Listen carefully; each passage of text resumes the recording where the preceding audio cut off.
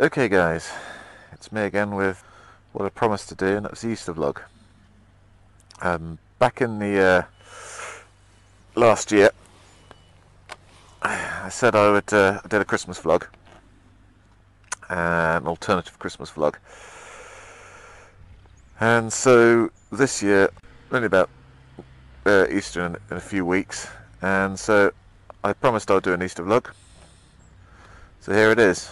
Easter vlog. So I've come back to the same church that started off my alternative Christmas vlog, and where I explained about the differences between how the Christian church traditions have been influenced by paganism, things like Christmas and Easter and things at weddings and so forth. So I thought I'd start here, get the sort of the pagan bit of Easter out of the way, and then get to the real heart of it. Okay, so I did a little bit of research about Easter, where it comes from. There's quite a lot of stuff on the internet about it. Quite honestly, I didn't know what was true or what was false. I mean, there's this idea that Easter was from the German word Ostern, which supposedly comes from the word female goddess Oestrin, where you get the female hormone estrogen from, which is used in contraceptive pills and so forth. And apparently around this time she makes love to the solar god, and they have a child, give birth to another god in the winter solstice, and hence that's where Easter eggs and Easter bunnies come from. Now there's another thing about Easter, which means Pascha in the Jewish language, which means Passover. Hence Easter is a movable festival, so it starts around about, there's no fixed date like Christmas where it's just a fixed date. It's actually just it moves around dependent on about 12 days from the first full moon. I mean, there's a lot of information on the net, but losing my train of thought. This will be edited. Now Lent, that's an interesting one. That starts on Ash Wednesday and it's about 40 days. Now you could link it up with the Bible. There's a 40 days and 40 nights of Noah's Ark. There's 40 days when Jesus was tempted in the wilderness. Some people like to say it's linked up to the weeping of Tismos, except the weeping of Tismos actually is an event that happens after Easter. So, and they decided to put it before Easter to get people prepared for Christmas. So, yeah, okay, 40 days where you give up chocolate, coffee and fags, if that's the kind of thing you want to do, go ahead. But I don't want to hang around with the sort of the pagan bits. I mean, there's lots of information you can research on Google. Some of it you can say, yeah, it's true. Some of it maybe false. I think some of it's probably made up. But what I want to do is talk about the Christian side of Easter, and that's where my vlog is going to start. What Christ means to us on Easter. So let's get vlogging.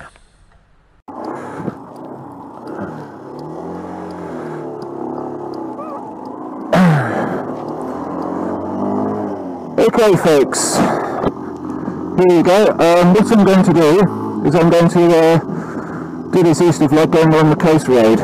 Let's crack this ajar. So, now I'm going to talk about the Christian side of Easter. Where do we begin? Okay, well let's begin with, well, in the Christmas vlog I talked about presents. You know, and you get that tear-jerking present, that sort of paying off the mortgage, paying for the operation, and so forth, so forth. The real tear-jerker. And how Jesus, that child in a manger, is a present to us all. Now, you're probably asking me, why is he at his present? And we're going to find out. This is what Easter means for me. I think Easter has a lot more significance than Christmas. I'm not saying Christmas is a bad thing. I think Christmas is good, but I do think Easter has a lot more significance. Okay. Now, these are the things like Easter eggs, Easter bunnies, and like I talked about, pagan roots, and you got hot cross buns, and then you got this one thing, you don't see it that often, it's called the summer cake. And basically, it's a cake, which is a fruit cake, just like a Christmas cake, and it's topped with a layer of marzipan, and that marzipan has little balls of marzipan around the edge. And each of those balls represent the apostles. Now there are 12 of those balls, because obviously Judas was the one that betrayed Jesus. Now he talks about that in the Last Supper, and I think that's where I'm going to start the story. The Last Supper, and it only mentioned a reference to the Bible. I'll put Bible verses in the screen. So it's mentioned all 4 of the Gospels, Matthew, Mark, Luke and John, the Last Supper, and Judas was found to be betrayed too, and Jesus sent him off to do what he had to do. So this man Jesus, he was this baby when he was at Christmas time, became this great man. And some people say he's just a prophet and a teacher and so forth, but I think he's more than a prophet and a teacher, but I think he is the Son of God. And he does this amazing thing. He takes the bread, shares it out, breaks the bread and says, "This is my body, take this in remembrance of me." And he does a similar thing with the wine. He takes the cup and says, "These are my blood, take this in remembrance of me." You see, Jesus knew that for him the end days were about to come. And his life, he's the Son of God, he gave to man. And it's interesting, you get to the Garden of Gethsemane. They went to the Garden of Gethsemane, and it's a place they all hanged out, where eventually Jesus was arrested. But while Jesus was in the Garden of Gethsemane, he had Peter and John and I think it was somebody else watching over him while he went and prayed. And he prayed to his Father in heaven, and he said, take this cup away from me, for it's not my will be done, it's your will be done. He did it about 3 times. Well, he knew what was going to happen. It's interesting sort of saying that, because I remember there used to be a cartoon called The Miracle Maker, and it was done by a Welsh and Russian company. It was about Jesus. It's interesting because they sort of betray, when Jesus is in the Garden of Gethsemane, have the character that played Satan is just like an ordinary figure at that time, and he so he reappeared. Satan reappeared from the bit when Jesus was in the wilderness. This character reappears and says, "Go, and you can run away from the situation." And yes, Jesus could have just easily run away from this thing that was going to happen to him. He knew it was going to happen to him.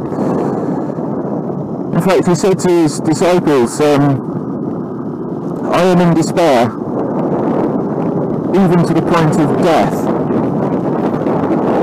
He knew what he had to face, but he didn't run away from it.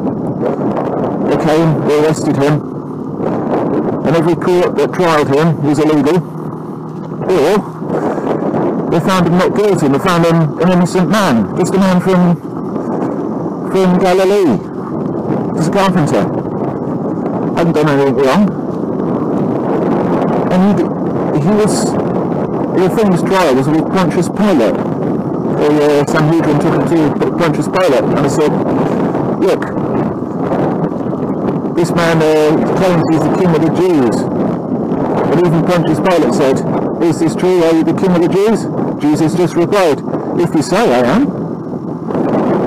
He didn't say yes or no, and they asked it, and they accused him of many things, and he just kept silent. He could have had a chance to appeal. This is the thing, he could have said, "No, I didn't do any of this." He could have said, "No, I'm not the King of the Jews." You know, he could have easily said that and got away with it. But Pontius Pilate was reluctant to actually crucify him.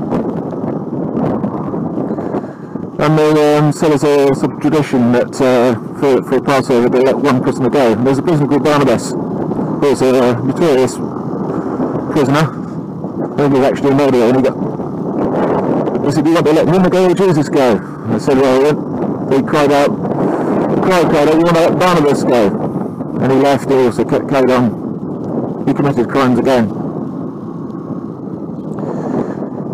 And so Pontius Pilate washed his hands and said, "I wash my hands clear of this." He didn't want to be responsible for executing Christ.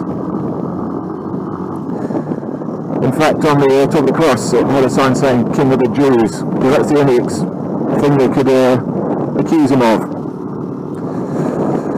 You see,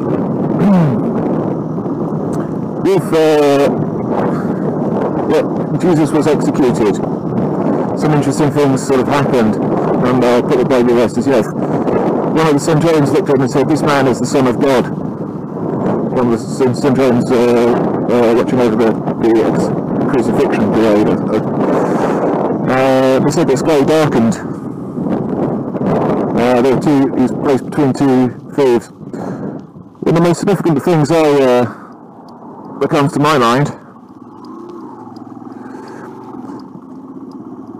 is that the temple had a big curtain. It's quite a tall curtain. One man couldn't just rip it from top to bottom. That's what happened. It divided the separation between man and God. This is why we're in this situation. This is why we're in this world. We're divided from God. And he was buried 3 days and rose again, and ascended into heaven. Now, amazing story. But also, I'm sure you've seen some of the Bible verses coming up on the screen. But one of the things I want to mention is a Bible verse that's actually very dear to me. It's called John chapter 3 verse 16, and it's the world's most famous verse. You will see this written on the front of Bibles. You'll see this verse written on billboards. You'll see this verse written virtually everywhere. And it goes like this: "For God so loved the world, he gave his only Son, that he who shall believe in him shall not perish, and have eternal life." You know, I personally believe that the reason we have a lot of turmoil and death and destruction, I know you turn on the news and it's just, you know, it's awful, it's an imperfect world. There's people suffering, people at war, people starving, people... It's very difficult to sort of say we live in a perfect world. I'm afraid we don't.